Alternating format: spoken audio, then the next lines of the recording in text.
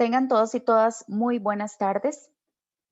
El Colegio de Ingenieros Civiles y la Asociación Costarricense de Ingeniería de Transportes le da la bienvenida a la charla del día de hoy, Modernización del Transporte Público en el área metropolitana San José, antecedentes y retos, con nuestro panelista, el ingeniero Leonardo Castro Rodríguez. Antes de presentar al panelista de esta tarde, recordarles que pueden colocar sus consultas en la pestaña de preguntas y respuestas o Q&A, depende del idioma en que lo tengan, que se encuentra en la parte inferior de esta aplicación. Las preguntas se estarán contestando por el panelista al finalizar la conferencia. Si no nos diera tiempo de contestarlas todas, se estarían remitiendo al panelista vía correo electrónico para que él pueda proceder con las respuestas. Además, la grabación de esta conferencia quedará en el canal de YouTube del Colegio de Ingenieros Civiles, el cual los invito a suscribirse. Voy a presentar a nuestro panelista. El ingeniero Leonardo Castro Rodríguez es ingeniero civil, egresado de la Universidad de Costa Rica.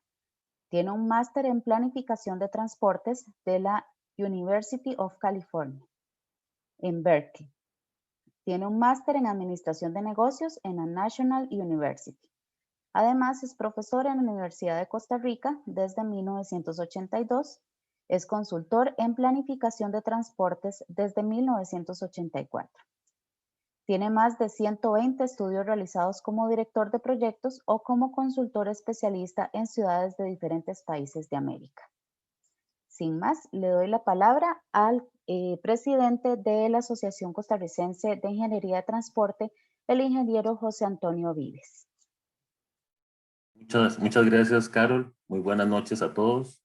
Un saludo al ingeniero Leonardo Castro.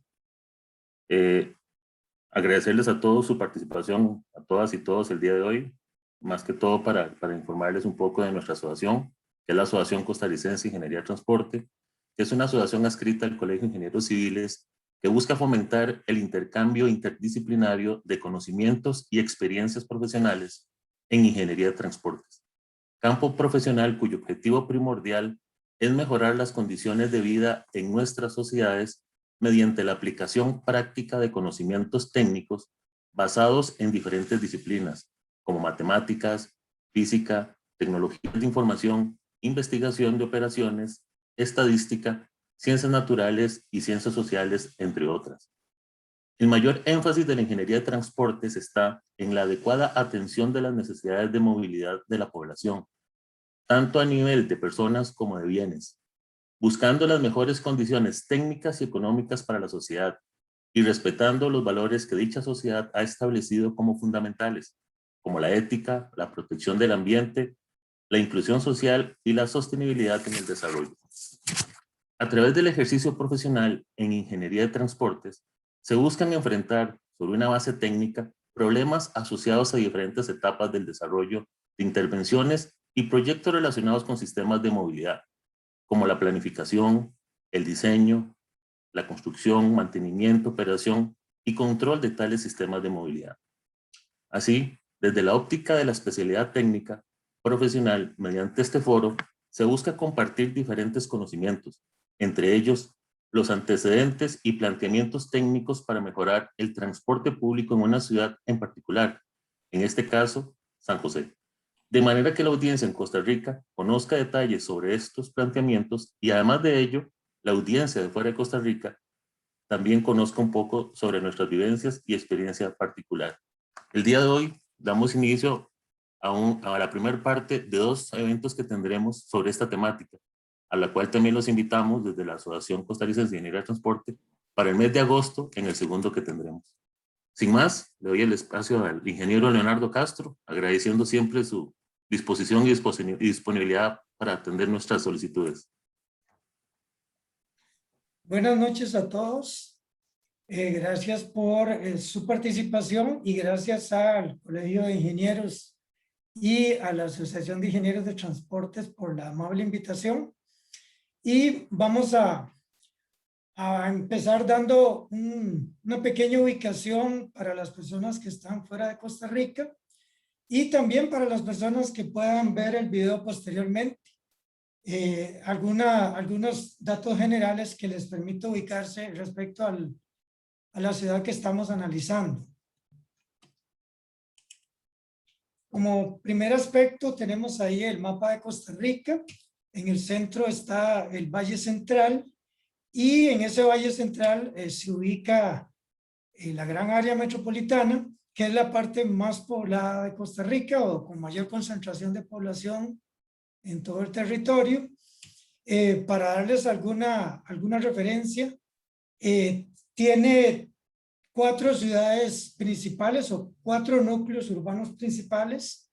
El más grande de todos es San José y tiene otros 3 núcleos, uno es Cartago, otro es Heredia y otro es Alajuela, que son en una jerarquía por tamaño, pues serían ciudades secundarias. A nivel geométrico, pues entre el centro de Cartago y el centro de Alajuela hay 35 kilómetros en un eje este-oeste, mientras que de norte a sur, entre Cartago y Alajuela hay 18 kilómetros. O sea, en términos generales, en una escala de otras ciudades de América Latina, pues es una ciudad mediana, ¿verdad? Un poco hacia una escala pequeña.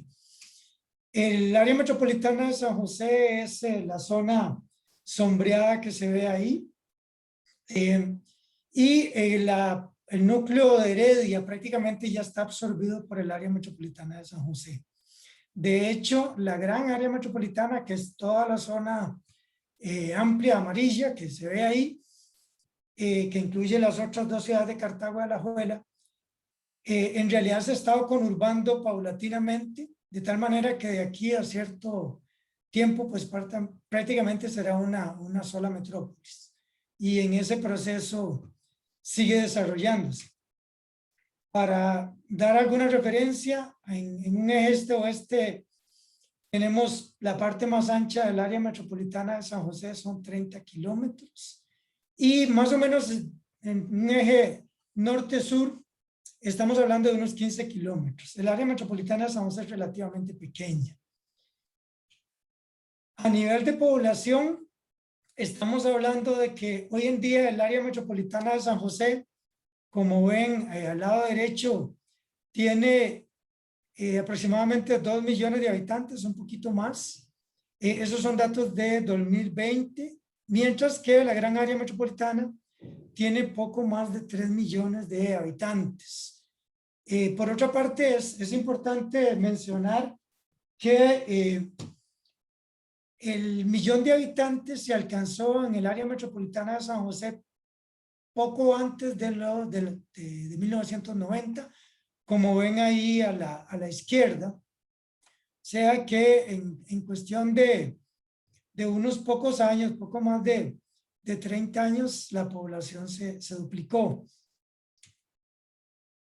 Desde el punto de vista de movilidad y enfocándonos en lo que es demanda de transporte, tenemos que en la gran área metropolitana, en el periodo pico de la mañana, nosotros tenemos en toda la gran área metropolitana 300,000 más o menos viajes por hora pico, y hay una proyección al año 2045 del doble de eso, de más de 600,000.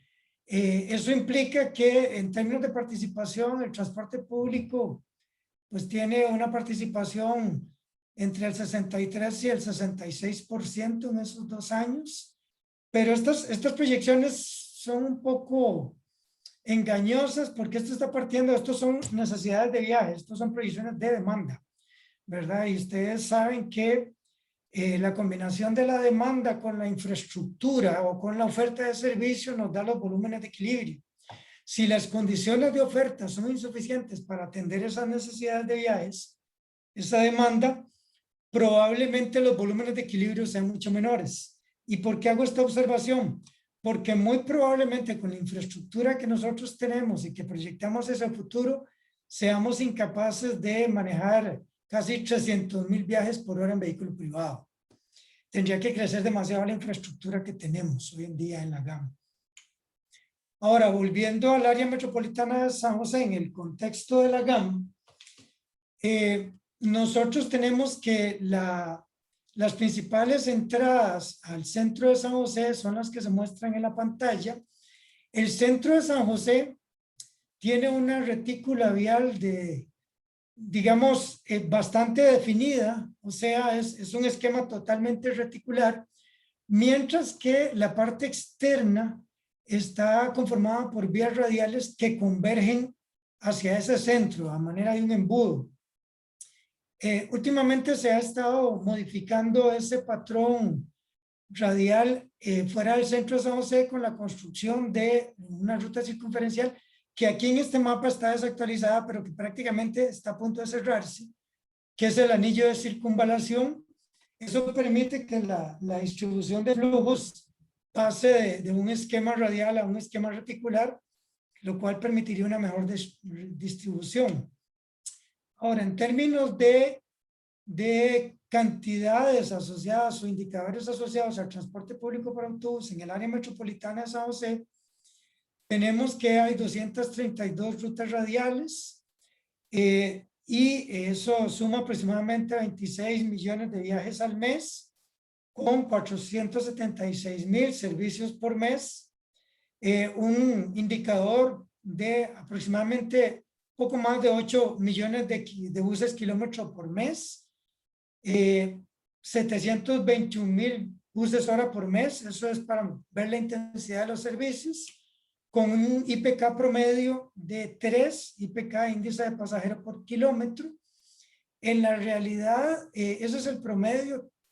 En la práctica hay rutas con índice de pasajero por kilómetro de 8, 9 y cerca de 10, y hay algunos con menos de 1, en promedio anda por 3. Y bueno, la flota en operación en servicios regulares es poco menos de 2,000. Servicios regulares son los que están totalmente regulados, pero a eso debemos agregarle cerca de 2,000 que no están totalmente regulados, que están en servicios de otras categorías que llamamos especiales.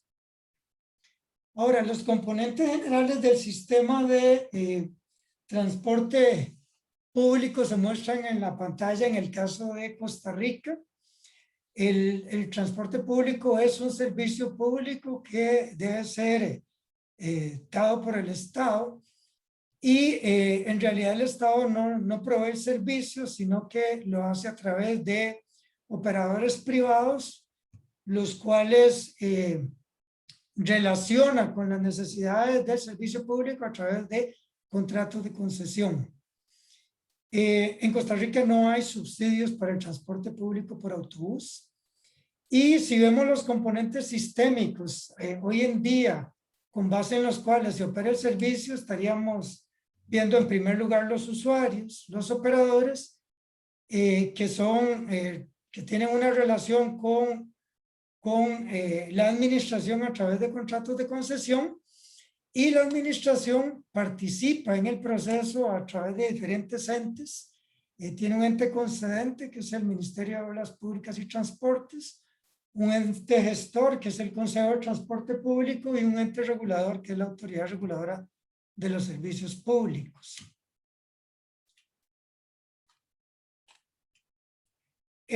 Cuando uno hace un análisis del sistema y se enfoca desde los diferentes componentes de ese sistema, o sea, sus subsistemas, el usuario, los operadores, la administración, hay diferentes variables que adquieren relevancia. En la pantalla tienen las más importantes desde el punto de vista de los usuarios. En el caso de los operadores, son esas que se muestran ahí, que algunas están directamente relacionadas con lo que perciben los usuarios y simplemente se ven desde otra perspectiva. Por ejemplo, el usuario percibe los intervalos como una variable importante, el operador percibe las frecuencias de operación. Al final se están refiriendo a un mismo componente del servicio, y la administración, que ve algunos aspectos de carácter más general en sus diferentes escalas y entes, ¿verdad? Y cuando uno ve el mapa completo, pues ahí empieza a buscar las relaciones para tratar de alguna manera interpretar el comportamiento del servicio en particular en la ciudad en que uno está analizando. Ahora bien, ¿qué es lo que ha sucedido históricamente aquí en el área metropolitana de San José en los últimos 30 años? Esos son los datos de participación modal en los años 90. El autobús o el transporte público regular por autobús movilizaba o tenía una participación de casi el 80% en la distribución modal hasta el año 96. Y al año 2007 esa participación había decaído al 55%. Había aumentado mucho la participación del automóvil o los servicios privados y otros servicios que no estaban totalmente regulados, que son complementarios. Esos habían crecido en su participación. Revisando las principales entradas a la retícula vial del centro de San José, que está a la derecha, prácticamente la cantidad de usuarios en los periodos pico de la mañana que ingresan al centro de San José ha decaído hasta el control que se hizo en el año 2019, en algunos casos a la mitad, o sea, se está movilizando hacia el centro de San José la mitad de lo que se movilizaba en el año 96, por ejemplo, y eso ocurre prácticamente en todas las entradas al centro de San José, con excepción de una. Y bueno, ¿cuáles son las razones por las cuales eso ha ocurrido? Dos explicaciones principales, aunque no son todas. Una es cambios en los patrones de viaje que han ocurrido por variaciones en el esquema de desarrollo urbano que hemos tenido en el área metropolitana de San José. Y otra es que el transporte público regular por autobús se ha vuelto menos competitivo desde la perspectiva de los usuarios. Si vemos el área metropolitana de San José separada por sectores operativos asociados al transporte público por autobús, cuando nosotros revisamos las matrices de viajes derivadas de encuestas de hogares, y ahí lo que hacemos es que sacar cuál es la distribución porcentual de los viajes que se producen en cada sector operativo, que se muestra en la pantalla. Por ejemplo, tomamos, por decir algo, cualquier sector operativo, uno de estos, y vemos del 100% de los viajes que salen de ese sector operativo, hacia dónde se dirigen, hasta sumar ese 100 y así sucesivamente. Resulta que nos damos cuenta que no todos esos viajes ya van al centro de San José, como se puede ver ahí. Por ejemplo, para tomar un ejemplo particular, San Pedro Curridabat Tres Ríos, uno de los sectores, un 40% de los viajes no va al centro, no va a ningún otro lado, sino que se queda en ese sector, y solo un 28% de los viajes va al centro en el periodo pico de la mañana. Si analizamos atracciones, en el otro sentido, o sea, de los viajes que llegan a cada sector operativo, de dónde vienen, encontramos un patrón bastante análogo. Un porcentaje importante de los viajes que llegan a un sector son internos, o sea, provienen de ese mismo sector. Aquí lo mostramos con un ejemplo. En el caso del sector San Pedro Curridabat Tres Ríos, el 38% de los viajes que llegan a ese sector son internos, o sea, provienen de algún otro lugar dentro del sector, ¿verdad? Son viajes que llamamos intrasectoriales, o si fueran zonas intrazonales.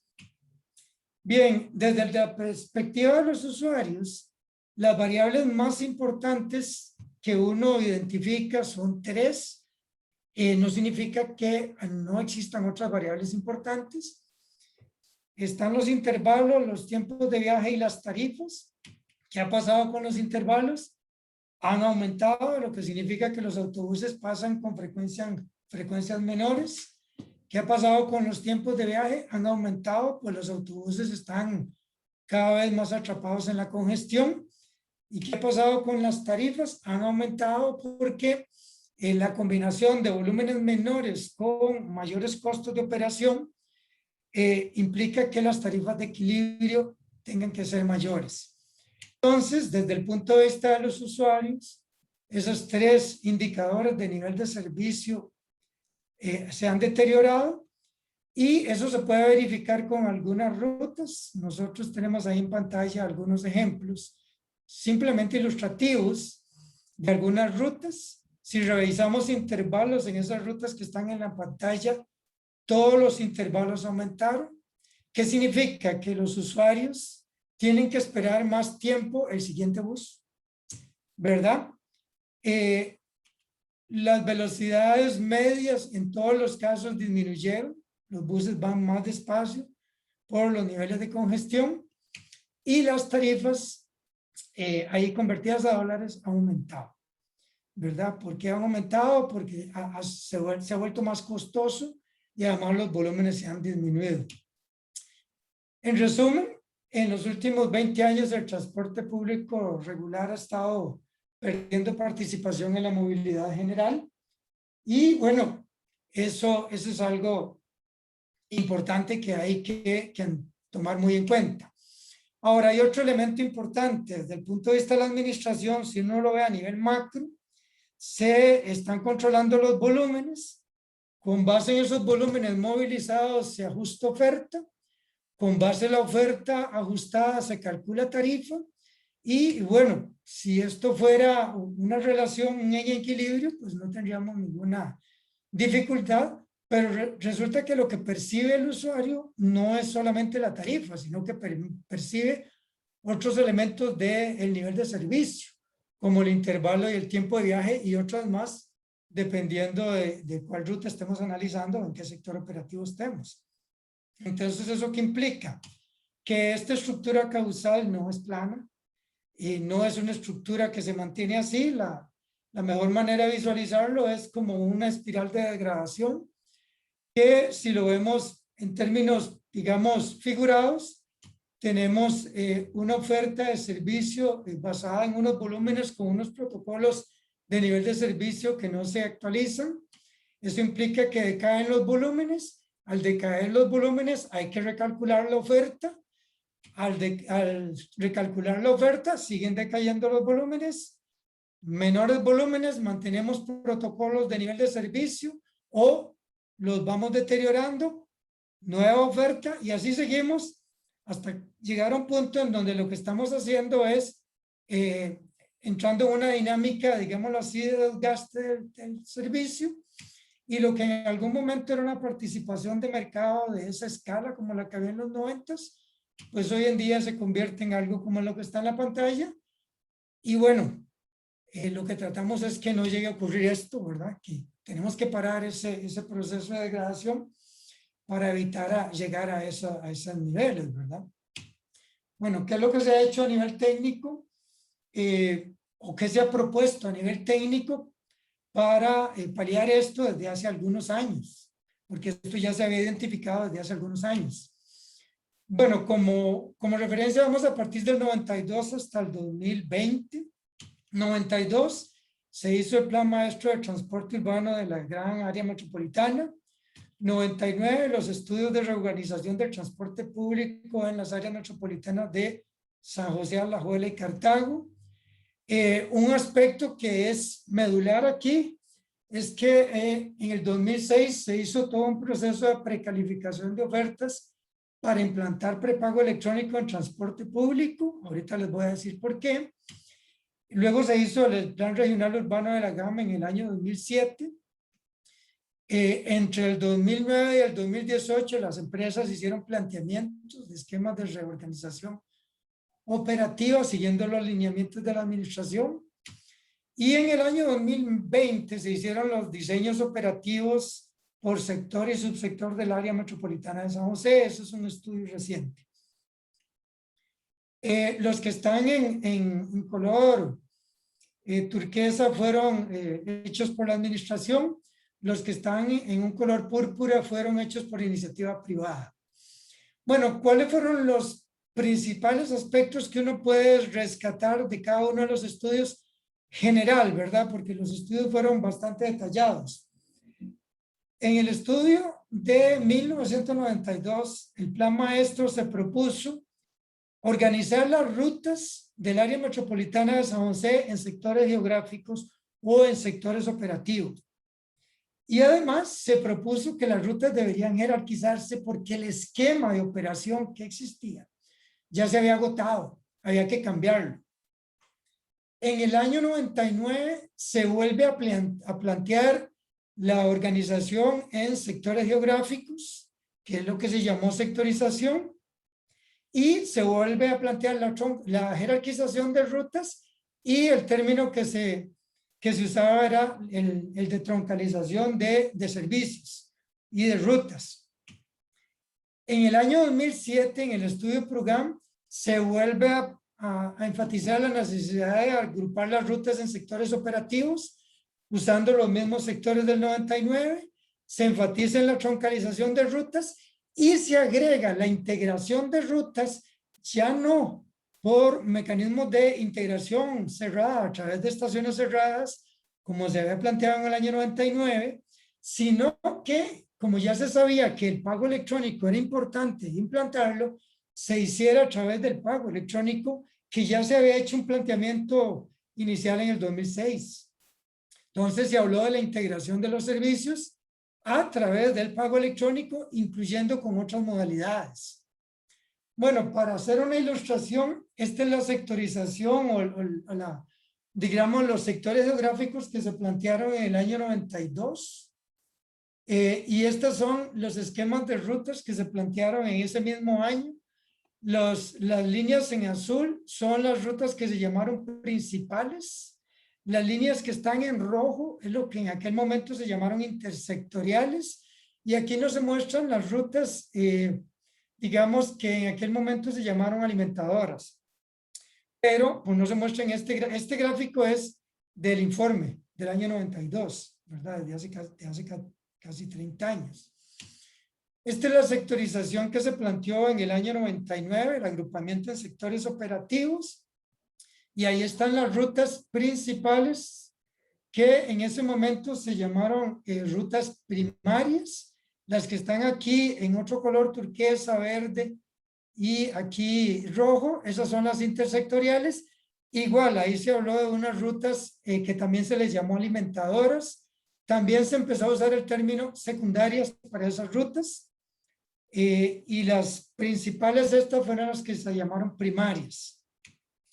Esta es la división en sectores y subsectores que quedó después de un proceso de concertación intenso que se hizo con los operadores en el año 99. El trabajo técnico planteó esta división en sectores operativos y ellos manifestaron acuerdo siempre y cuando algunos de los sectores se subdividieran aún más. Y esta es la división en sectores y subsectores que quedó después de ese proceso de concertación y el cual se oficializó a través de un decreto ejecutivo en ese año, en el 99-2000. Estas son las rutas que estaban operando en el año 99 y que llegaban al centro de San José. Aquí están solo las que llegaban al centro de San José, ¿verdad? No están las rutas que no llegaban al centro, ¿verdad? Que habían también, ya dijimos que habían algunas rutas que no llegaban al centro de San José. Eran 184, esta figura también es del año 99. Y también tomando una figura de ese año, aquí están cómo entraban al centro de San José, a la retícula del centro, cómo estaban divididas en las diferentes radiales que convergían al centro de San José. Y bueno, en el año 2007 se hizo una evaluación técnica de todas, de una serie de combinaciones de planteamientos y rutas para las áreas metropolitanas y para la gama en su conjunto. Tengo que aclarar para los que conocen de modelación macroscópica, el plan maestro del año 92, en ese año se utilizó un modelo que se llamaba Transplan. En el año 99 también se usó Transplan. En el año 2007 ya se usó M2 y además se modeló integración tarifaria. Entonces, en ese año se partió del esquema de rutas existentes, se hizo la modelación completa del gran área metropolitana Y después se hicieron una serie de combinaciones con troncalización, con rutas intersectoriales y hasta con el tren interurbano, además con integración, y hasta en una de las opciones se agregó hasta un tranvía que fue solicitado en ese momento por la administración. Al final se terminó recomendando esa opción que se resalta ahí, ¿verdad? Después de los análisis técnicos. Y bueno, este es el esquema general de rutas principales. No están solo las rutas generales y las troncales, no, más las intersectoriales, no están en las secundarias, ¿verdad? Nada más para dar una idea, incluyendo el tren interurbano que en aquel momento se había modelado con integración tarifaria. También se identificaron los elementos claves del proceso de modernización del transporte público. Son esos 4 que están en la pantalla. Y sí se indicaba que como lo que se buscaba era una integración abierta, digo abierta se refiere a no basada en estaciones de intercambio cerradas, ¿verdad? Al estilo Curitiba de los 70s del siglo pasado, sino al estilo, qué sé yo, Sao Paulo, por ejemplo, hoy en día con integración abierta a través de pago electrónico, o otras muchas ciudades que utilizan ese esquema hoy en día. Entonces el pago electrónico era un elemento clave para tratar de vincular esos componentes mediante el pago electrónico, ¿verdad? Que en ese momento se planteaba como prepago por el tema de la compensación tarifaria que involucra este proceso de integración. Sí se aclaró que si no se buscaba eso como elemento clave que permitiera integración, prácticamente no iba a cumplir su función ese prepago electrónico, ¿verdad? Sino que tenía que servir para esa integración, para unir todos los elementos que involucraba la modernización. ¿Qué se busca? Bueno, lo que se busca es fundamentalmente, usando un ejemplo ilustrativo, es partir de un esquema de rutas atomizadas, no integradas entre sí, que es lo que prevalece hoy en día por sector operativo, y llegar a un esquema, digamos, racionalizado, que nos permita operar de manera más adecuada de acuerdo a los patrones de movilidad de la población y las necesidades de movilidad de la población. Pero para llegar a eso, la única manera en que podemos integrar esas rutas dentro de los sectores operativos es agrupándolas. O sea, si nosotros tenemos que esas rutas están operadas de manera,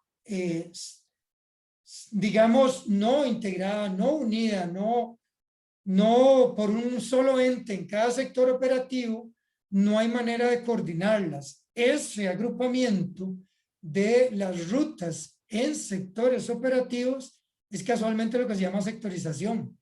O sea, dividir la operación en sectores operativos que tienen una asociación también importante con las áreas geográficas, ¿verdad? Ahora, ¿qué es lo que se busca? Que una vez que esas rutas se puedan coordinar entre sí, se pueda plantear un esquema donde los viajes intrasectoriales, o sea, internos, puedan ser atendidos a través de rutas internas que no necesariamente vayan al centro, no vayan hacia el centro de la ciudad. Y además de eso, tratar de jerarquizar los servicios para, de alguna manera, buscar esquemas operativos acorde con esa jerarquía. En términos prácticos, se busca la racionalización operativa de los servicios, los aumentos de área de cobertura del transporte público dentro de los sectores operativos y la priorización del transporte público en el uso de la infraestructura vial. Si lo vemos gráficamente, lo que buscamos, por ejemplo, es que en las troncales sí podamos operar de manera adecuada carriles prioritarios y ojalá en algún momento exclusivos a ciertas horas del día, que podamos tener autobuses grandes. Hoy las empresas tienen autobuses grandes, pero no suficientemente grandes para lo que se viene a futuro. Hoy en día las empresas están operando autobuses, el autobús convencional tiene entre 11 metros y medio y 12 metros y medio más o menos. Ellos están operando autobuses de 13 metros y medio y hasta 15 metros, y eso está bien, pero se requiere buses todavía más grandes para lo que se viene a futuro en las troncales, ¿verdad? En algunas de estas troncales sería posible hasta tener en operación buses de 28 metros, ¿verdad? Para aumentar la capacidad de movilidad por unidad. Y además se buscan intervalos menores en los servicios, o sea, aumentar las frecuencias, y esos intervalos menores es para que los usuarios esperen menos, o sea, su nivel de servicios se pueda mejorar. Eso es lo que buscamos. Este es un ejemplo ilustrativo. Ahora, para que eso se pueda lograr, hay un requerimiento clave que permitiría hacer esto, que es el pago electrónico y la tarifa integrada en funcionamiento. O sea, si no hay pago electrónico que permita integración abierta entre las rutas, ni además, si no existe tarifa integrada, no es posible, porque no hay manera de que nosotros podamos reconocerle al usuario el pago de una tarifa previa al hacer un cambio de una ruta a otra ruta. Sí, no hay esos componentes importantes del sistema de transporte público. Ese es un aspecto importante de resaltar.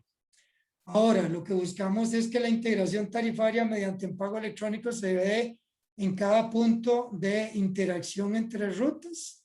Inicialmente uno pensaría solamente en las rutas dentro de un sector operativo. Obviamente a futuro buscaría que esa integración también sea a escala metropolitana. Y bueno, en ese proceso de modernización, el pago electrónico es tan solo un subsistema de un sistema más amplio, ¿verdad? Es tan solo un subsistema. No es más que eso.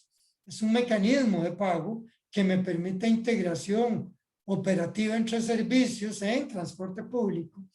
Pero además nosotros necesitamos que se completen otros subsistemas que hoy existen, pero que no están acoplados con otros que se están desarrollando.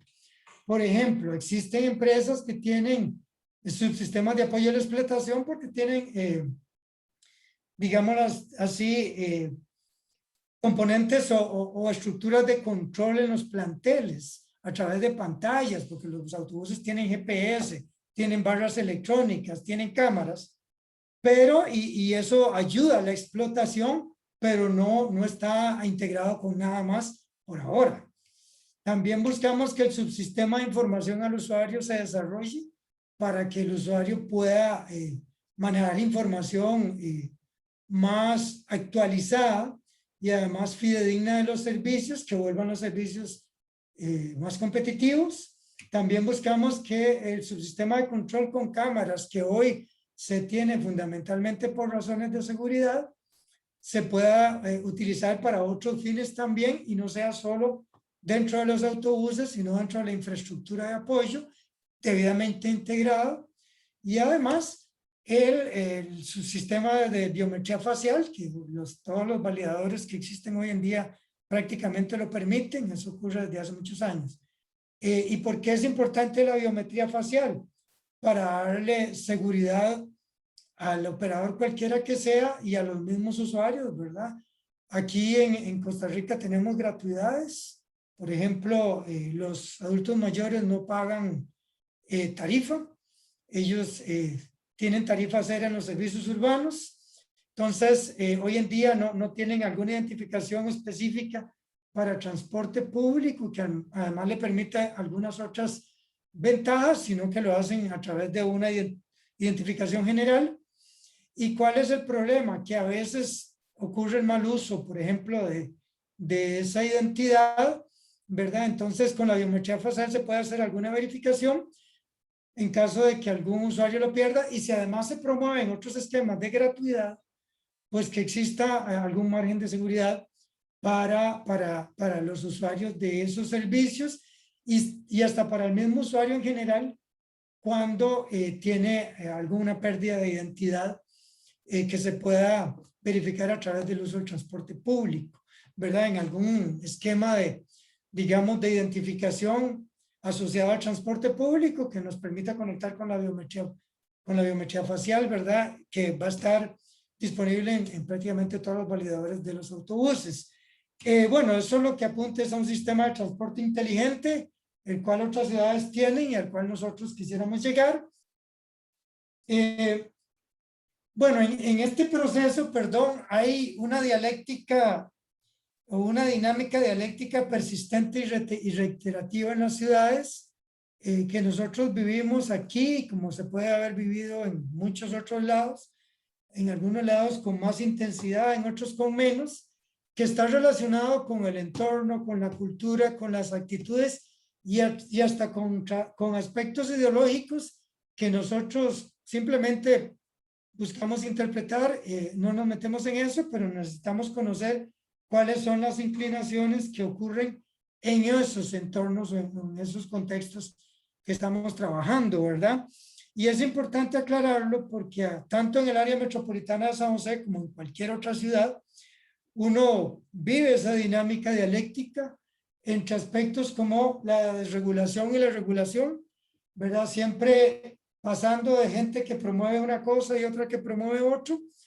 Obviamente nosotros buscamos siempre que los servicios públicos como el transporte público estén debidamente regulados, entre el interés particular y el interés público, entre la individualidad y la colectividad, entre la indiferencia y la preocupación, entre el escepticismo y la confianza. Nosotros en transporte público siempre tenemos que buscar generar confianza porque estamos tratando con usuarios que no podemos obligar a los cambios o a los sistemas que nosotros estamos promoviendo o implantando, entre la pasividad y la acción, entre la ignorancia y el conocimiento. Siempre buscamos conocer lo mejor posible lo que está sucediendo y buscamos referencias de otros lados, entre la desinformación y la información, entre las segundas intenciones y la sinceridad. Bueno, eso ocurre en todo lado, ¿verdad?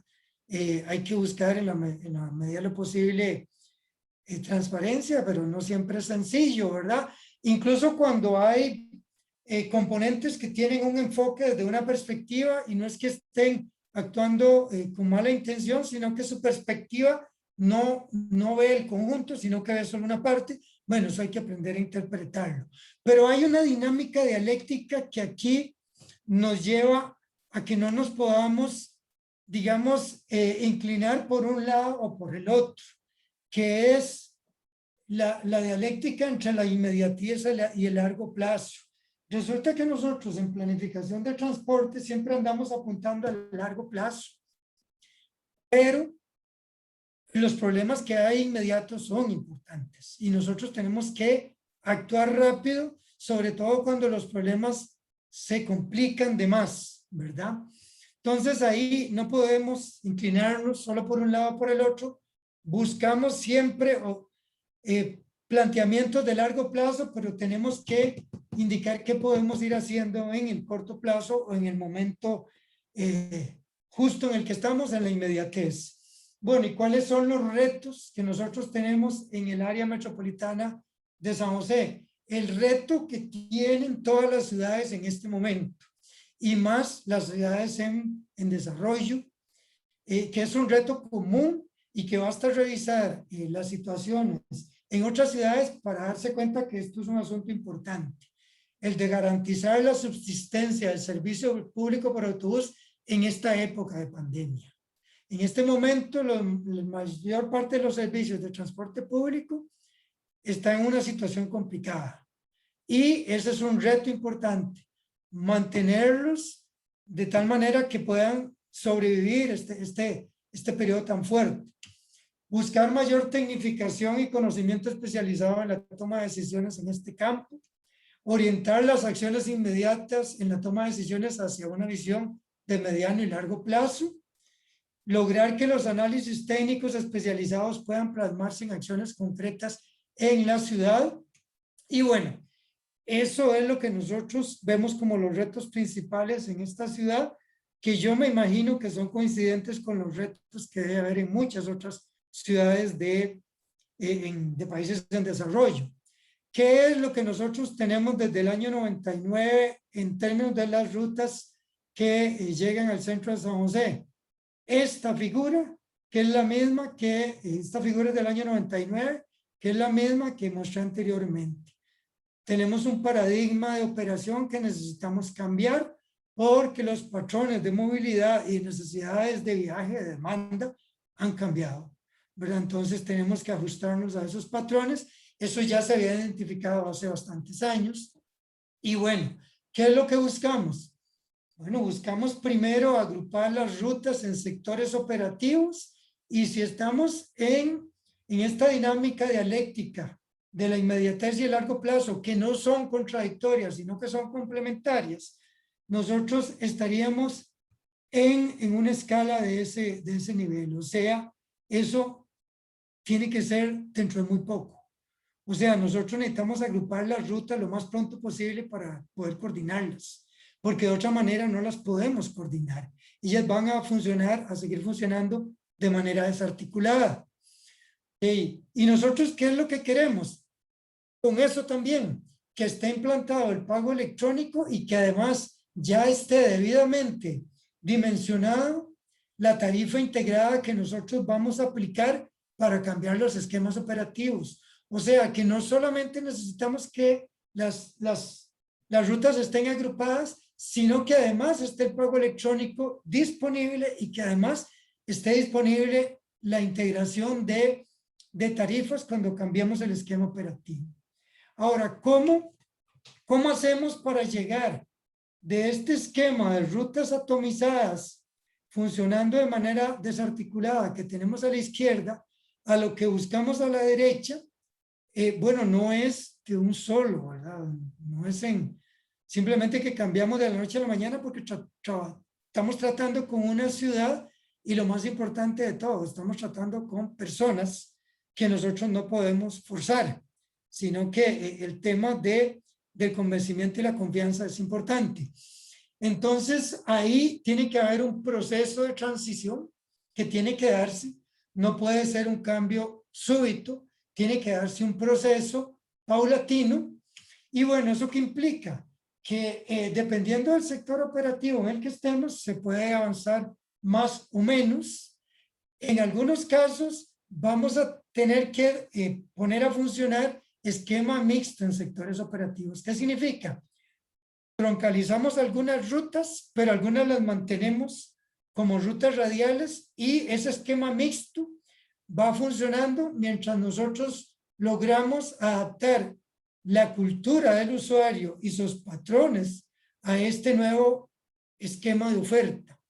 Progresivamente, cuando el usuario empiece a acostumbrarse y a ver sus ventajas, ¿verdad? Porque tiene algunas ventajas, tiene algunos problemas, como todo cambio, y entonces tenemos que hacer un proceso paulatino. Ese proceso paulatino se da durante cierto periodo de tiempo para llegar a esto que queremos al lado derecho, pero ahí no terminamos. Tenemos que seguir hacia algo más allá, que es un sistema de transporte inteligente en cada sector operativo, y de alguna manera ese sistema de transporte inteligente en cada sector operativo nos facilite todavía más algo que se debería ir desarrollando desde antes, que es la integración del transporte público a nivel metropolitano, por autobús y con otras modalidades. Ejemplo, el tren interurbano, que ya se había indicado desde el año 2007 que era un servicio clave para la integración regional de la gran área metropolitana. Entonces, ese es un proceso que se tiene que dar. Nunca es tarde, siempre es un buen momento para arrancar, ¿verdad? Y bueno, al final de cuentas, visualizando esto para todo el área metropolitana de San José, lo que buscamos es que en esos sectores operativos, que son los que están oficializados a nivel de la administración desde hace 20 años, ¿verdad? Y que son los que hoy en día están vigentes, lo que se busca es que las rutas principales o troncales puedan ser como las que están ahí en la pantalla, integradas con una red de rutas secundarias y ya el esquema operativo completo de esas rutas ya fue diseñado, la administración lo tiene, ¿verdad? Pero sí aclarar que el proceso es paulatino, que es un proceso que tiene que darse a lo largo del tiempo, porque las ciudades tienen que irse ajustando progresivamente, porque estamos tratando con seres humanos y estamos tratando con componentes diversos dentro de el sistema general de ciudad, donde están los subsistemas del transporte público que ya identificamos. Bueno, eso es lo que yo les quería decir al día de hoy. En la próxima presentación, dentro de unos meses, hablaremos ya de aspectos específicos de diseño operativo. A nivel general, esto es lo que nosotros buscamos en el área metropolitana de San José y obviamente buscamos reproducir lo que algunas ciudades ya tienen y desde hace algún tiempo, y para dicha de ellos, y algunas ciudades pues también querrán buscar, depende del patrón de desarrollo urbano de cada ciudad, ¿verdad? En el caso del patrón de desarrollo urbano de el área metropolitana de San José, es factible hacer este planteamiento así. Y lo importante es que esa dinámica urbana ligada a las necesidades de movilidad de la población siempre se mantenga presente y se está interpretando permanentemente para que las condiciones de oferta de servicios dirigidas a los usuarios respondan bien a esas necesidades. Agradezco la atención y con esto termino. Y de nuevo, muchas gracias a la Asociación de Ingenieros de Transporte y al Colegio de Ingenieros Civiles. Muchísimas gracias al ingeniero Leonardo por la excelente presentación. Abrimos el espacio para consultas. En este momento ya tenemos varias. Iniciamos con la primera, que es de don Mauricio Gutiérrez Arguedas, el cual nos indica cómo se comparan estos indicadores generales con los de las ciudades más eficientes, bike friendly, etcétera, en Europa, por ejemplo. Sí, bueno, hay que hacer una diferenciación importante. El transporte público en Costa Rica es tercerizado a través de operadores privados y no tiene subsidio. Entonces eso implica que algunos, digamos, componentes del esquema operativo tengan que ajustarse a una condición de equilibrio para que se pueda sostener ese transporte público, ¿verdad? No hay ninguna posibilidad de que el Estado o una municipalidad pueda inyectar capital para atender digamos, una situación en donde exista alguna deficiencia para mantener aspectos de nivel de servicio como los intervalos y como los tiempos de viaje. Sí le tengo que decir que depende del indicador. Hay algunos en los que estamos mal, ¿verdad? Y hay otros en los que no estamos tan mal.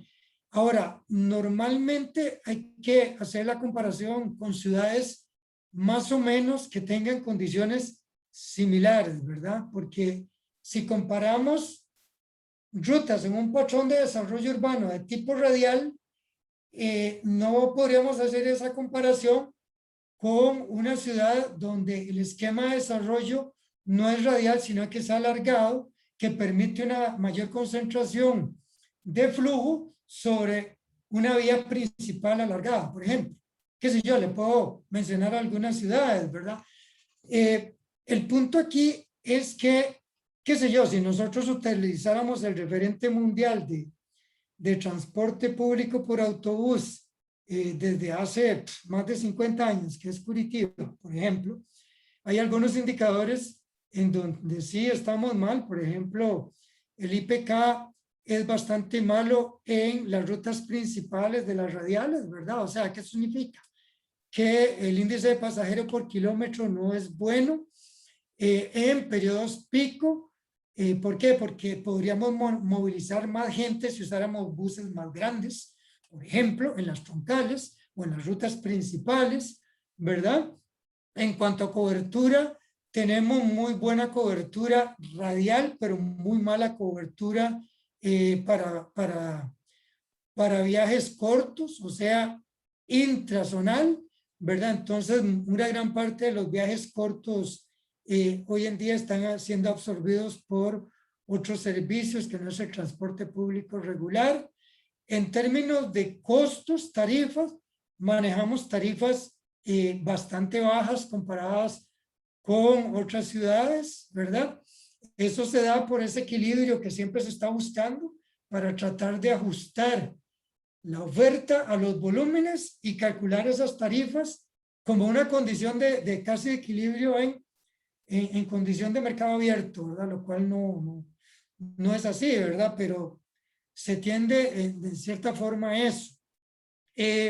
Sí quisiéramos tener algunos indicadores de algunas ciudades europeas en troncales, ¿verdad? Acordémonos que en algunas ciudades europeas se utilizan BRTs o troncales con una alta densificación de viajes en esas troncales. Eso quisiéramos, y un esquema de alimentación que permitiera eso, ¿verdad? Pero va a tomar tiempo. Pero cuando comparamos con otras ciudades, estamos relativamente bien, pero el esquema operativo que tenemos hoy en día ya no nos da para responder a los volúmenes que nosotros podríamos manejar si atendiéramos de mejor manera la demanda, ¿verdad? Y la situación que se nos viene hacia futuro, ¿verdad? Lo cual yo fue identificado desde el estudio PRUGAM que se hizo en el 2007. Por ejemplo, un IPK medio de 3 es bajo, ¿verdad? Sí es bajo a nivel general. Una tarifa como la que estamos manejando acá es baja. O sea que si usted lo ve desde el punto de vista del usuario, cuando usted lo compara con otras ciudades, es un servicio barato para el usuario, ¿verdad? Y si vemos indicadores de, por ejemplo, de frecuencia, intervalo, cuánto espera el usuario, en realidad el usuario espera mucho en general.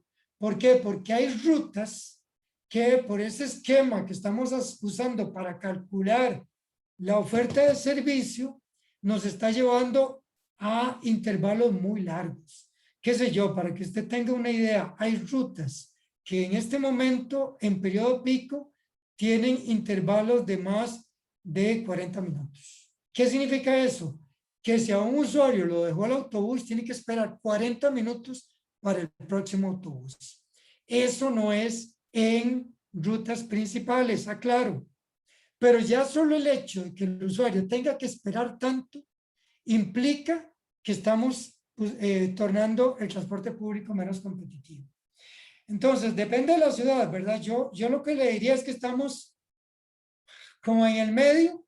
Sí tenemos un transporte público bastante barato para el usuario al compararlo con otras ciudades y tomando en cuenta que no hay ningún tipo de subsidio, ¿verdad? Pero sí estamos con un problema en otros componentes de nivel de servicio que habría que mejorar sustancialmente. Muchísimas gracias. La siguiente pregunta también es de don Mauricio Gutiérrez.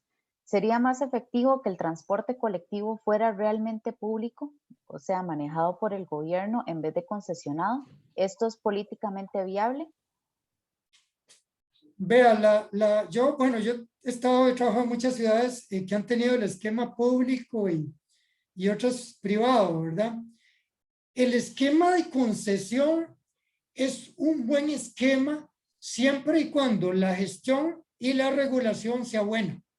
Ahora, aclaro, siempre y cuando la gestión esté enfocada en el mejoramiento operativo del servicio y la regulación esté enfocada en las variables medulares para que ese nivel de servicio se mantenga. Entonces, si hay una buena gestión y una buena regulación, manejarlo a través de la tercerización está bien. En realidad, porque en momentos, digamos, difíciles, digamos, la responsabilidad la asume un operador y él tiene que velar porque los niveles de eficiencia en esa operación, respetando lo que le establece el ente gestor y el ente regulador, es asunto de él y él tiene que mantener un funcionamiento pues tan eficiente como le sea posible. Ahora bien, en Costa Rica ya hubo una experiencia del manejo del transporte público por autobús con mayor intervención del Estado.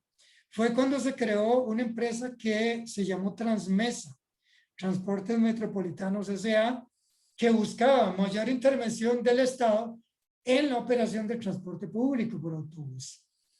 Bueno, no duró mucho tiempo. Tuvo algunos problemas bastante serios a nivel, digamos, internos y de materialización de ese servicio, y el Estado, cuando empieza a tener problemas presupuestarios, empieza a hacer recortes, ¿verdad? Y el transporte público tiene una particularidad que, bueno, si hay algún operador de transporte público en línea, pues lo conoce bien. Es un servicio prácticamente de 24 horas, ¿verdad? Entonces, ¿y eso qué significa? Que incluso la actividad más intensa digamos, de tipo logístico ocurre horas antes del primer servicio. Por ejemplo, en el caso del área metropolitana de San José, antes de las 4:30 de la mañana, ¿verdad? Cuando empieza a funcionar el primer servicio, y después de las 11 de la noche, cuando se entrega el último servicio, porque hay que hacer todo un proceso ahí de revisión de las unidades, de verificación de ingresos, de control de mantenimiento, si alguna falló, si se puede reparar en la noche, de distribución de conductores si hay problemas. O sea que hay un trabajo logístico que a veces a las entidades públicas les resulta un poco pesado. Entonces, a veces eso es mejor manejarlo a través de algún ente privado, ¿verdad? En Costa Rica ocurre todavía algo más. La recaudación está a cargo de los operadores, con base en la tarifa que le estableció la administración. ¿Esto qué significa? La administración, con base en los volúmenes y la oferta de servicio que le estableció la misma administración y la tarifa que le definió, le dice: ahora, si usted opera, tiene que dar este servicio en estas condiciones y esta es la tarifa que puede cobrar, ¿verdad? Él tiene que verificar que con esa tarifa pueda salir adelante. Si hay pérdidas por alguna razón, por ejemplo, si ustedes no tienen controles adecuados con las barras electrónicas, si ustedes no tienen mecanismos adecuados de control de ingresos, puede haber pérdidas muy grandes, las asume el operador, el concesionario. Entonces, él es el que tiene que velar por eso. En algunos lugares en que yo he pues, visto de cerca que la administración se ha encargado de la recaudación, por ejemplo, cuando a un operador le pagan por kilómetro y le dicen: usted no se preocupe, se paga por kilómetro recorrido, la recaudación es un asunto de la administración. ¿Qué es lo que he visto yo? El conductor simplemente no se preocupa de quién entró, si pagó o no pagó, porque nada más está, digamos, concentrado en un servicio que le exigieron y cumplir con los kilómetros que le establecieron, con, digamos, las auditorías que le hagan periódicamente en campo, ¿verdad? Y si alguien se brincó sistema de control que tenga la entrada, si pagó o no pagó, la recaudación no es asunto mío. Ahí las fugas son absorbidas por la administración, que puede ser una municipalidad o que puede ser un gobierno. Entonces, cuando eso se traduce en pérdidas que tienen que surgir de un presupuesto gubernamental, el panorama se complica.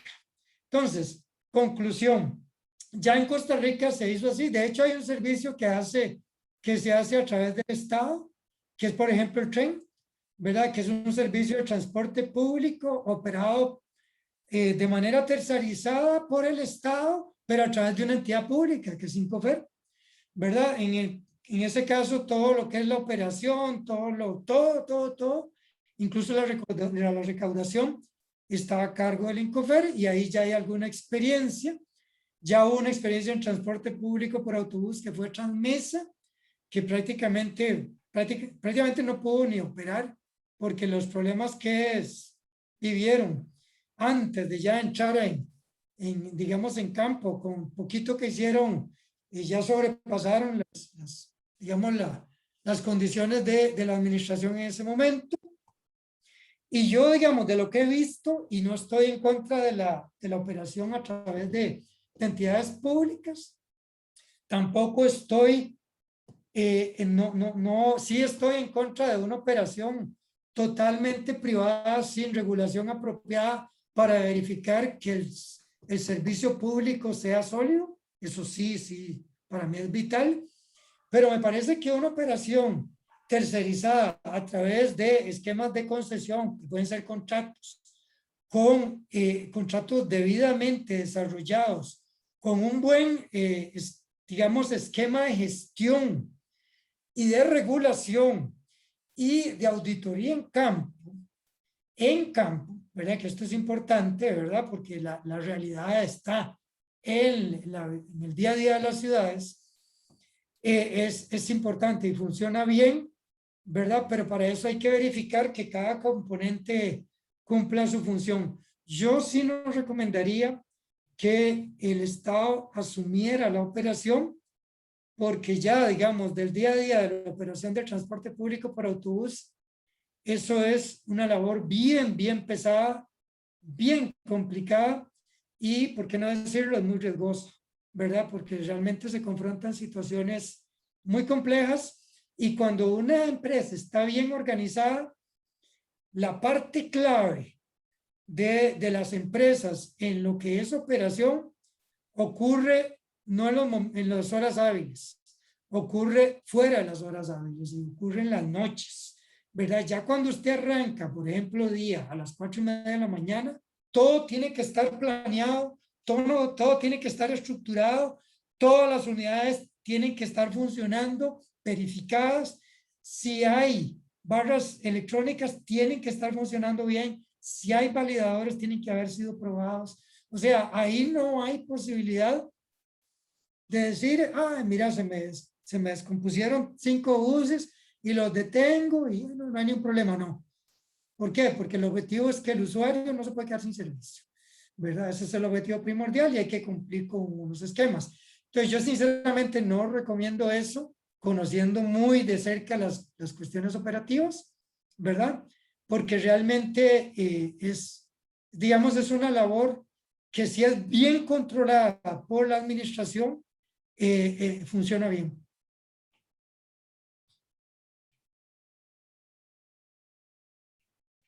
Don José don José iba a intervenir.